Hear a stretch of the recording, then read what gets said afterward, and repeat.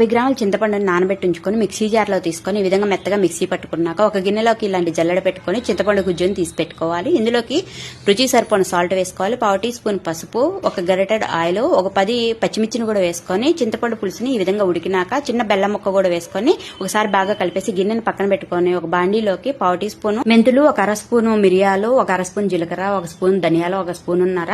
నువ్వులు కూడా వేసుకొని లైట్ గా ఫ్రై చేసుకుని ప్లేట్లో తీసుకొని పూర్తిగా చల్లారినాక మిక్సీ పట్టుకోవాలి. ఇప్పుడు అదే బండిలో ఒక 1/2 కప్పు ఆయిల్ వేసుకొని 10 ఎండుమిరపకాయలు, 2 స్పూన్లు తాలింపు గింజలు, ఒక 1/2 కప్పు పల్లీలు వేసుకొని ఈ విధంగా ఫ్రై చేసుకున్నాక 15 జీడిపప్పు, ఒక 1/4 టీ స్పూన్ ఇంగువ, 1/4 టీ స్పూన్ పసుపు, ఒక 4 రెమ్మల కరివేపాకు కూడా వేసుకొని ఒకసారి బాగా కలిపేసి గ్యాస్ ఆఫ్ చేసుకోవాలి. అన్నాన్ని ఈ విధంగా పొడి పొడిగా ఉడికించుకున్నాక 2 రెమ్మల కరివేపాకు వేసుకొని బాగా కలుపుకున్నాక